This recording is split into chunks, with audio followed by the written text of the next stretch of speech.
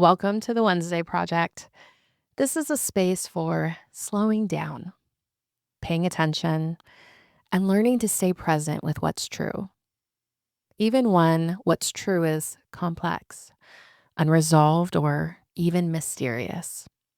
I'm Christina, a Christian, a trauma therapist, and someone who's spent a lot of time learning how to hold faith and psychology and mystery together without needing them to collapse into easy answers. This project isn't about performing faith better. It's not about adding more practices to your spiritual to-do list.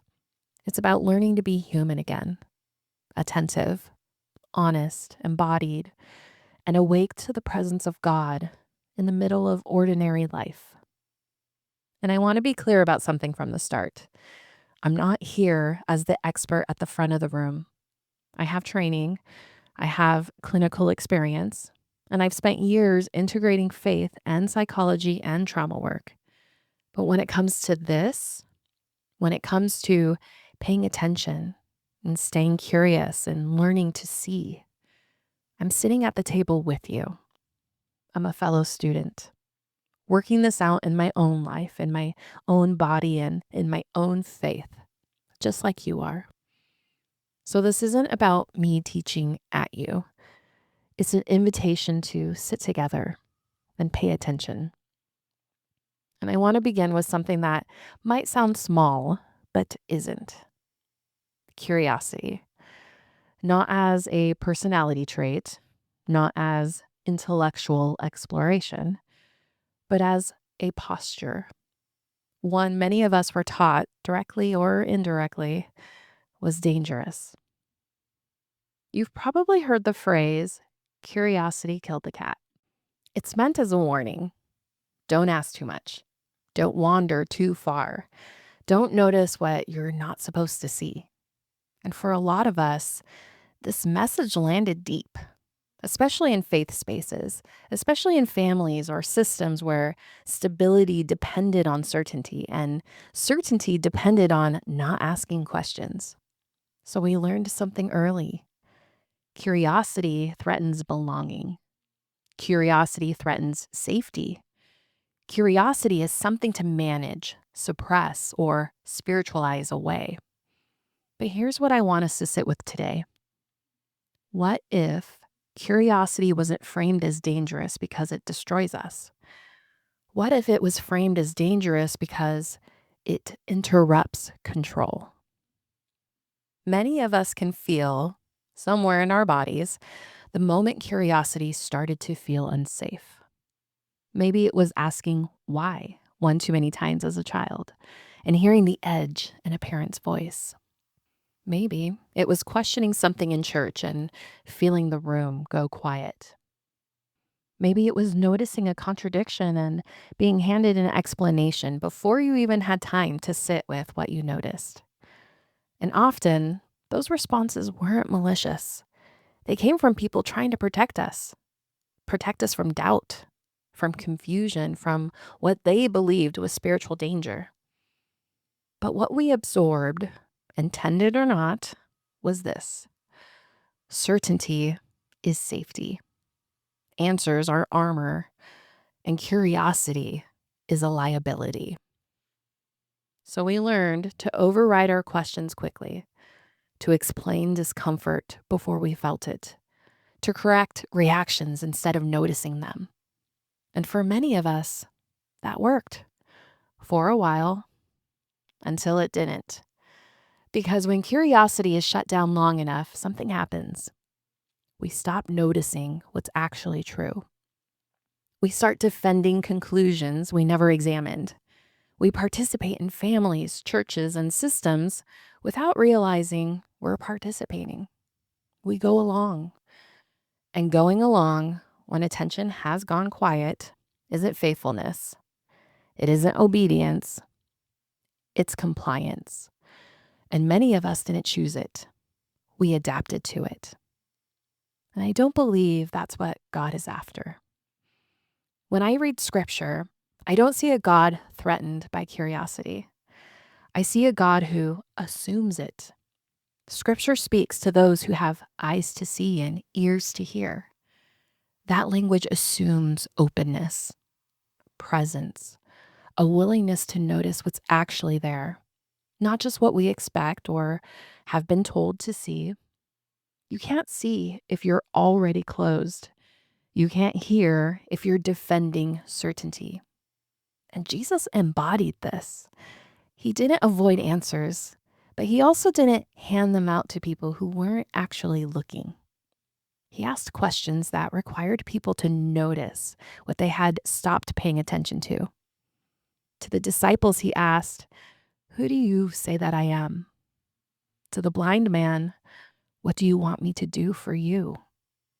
To the man by the pool, "Do you want to get well?" These weren't rhetorical. They were invitations to self-awareness, to honesty, to seeing what was really happening. Jesus taught with authority. He proclaimed truth.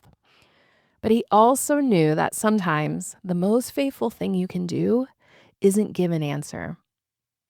It's help someone see what they've been missing.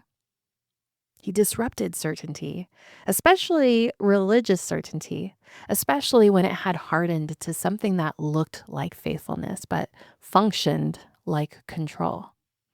He didn't say, "Stop asking." He said, "Come and see." Not as a riddle, not as a demand, but as an invitation to stay present long enough for something real to be revealed. So when I talk about curiosity, I'm not talking about doubt for doubt's sake. I'm not talking about dismantling faith until nothing remains. I'm talking about the posture faith requires, the willingness to stay open, to notice, to let God show you what you didn't see before, even if it unsettles what you thought you knew. Curiosity isn't the opposite of faith. It's the condition for it. And I think part of why curiosity matters so much right now is because we're living in a moment that rewards speed and certainty. We're encouraged to have opinions quickly, to signal belonging clearly, and to choose sides and stay there.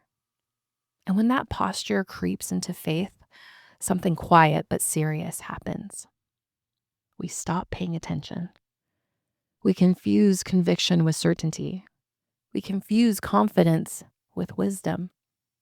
And curiosity starts to feel irresponsible instead of faithful.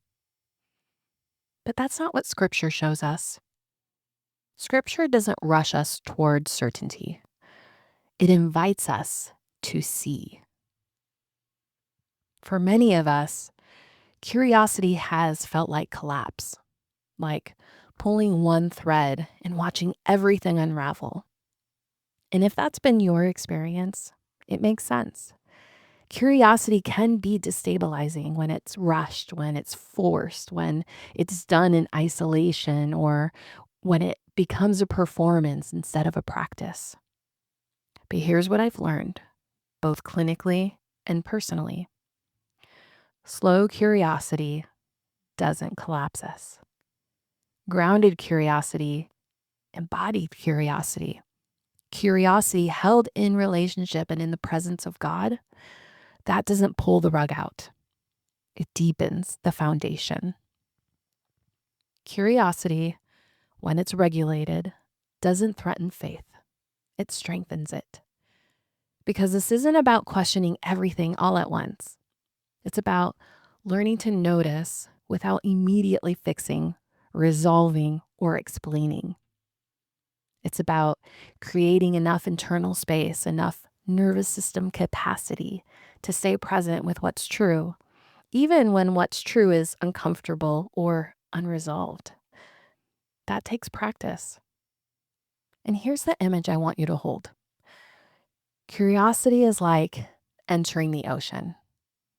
Collapse happens when you jump in before you know the depth. But curiosity doesn't have to be a leap. It can be a wade. You can feel the temperature. Let your body adjust. Keep your feet on the ground while you explore. That's regulated curiosity. Curiosity with capacity.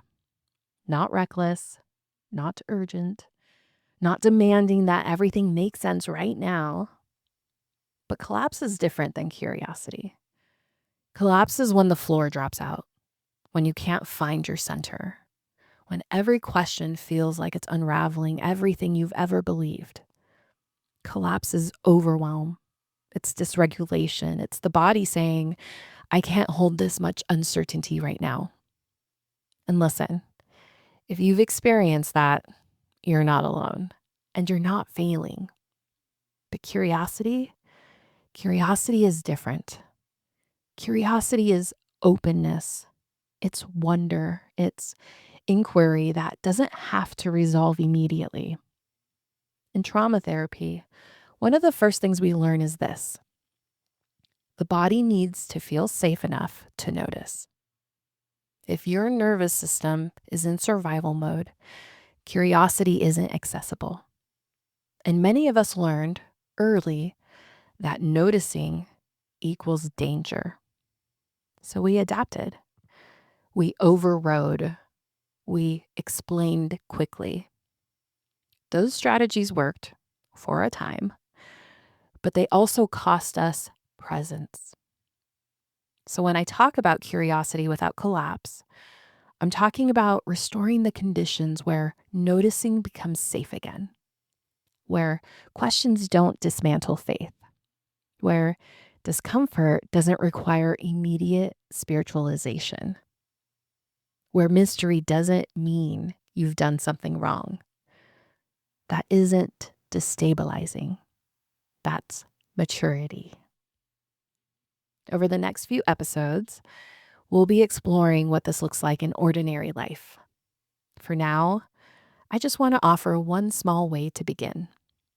Sometime this week, pause in an ordinary moment and ask, what do I notice right now?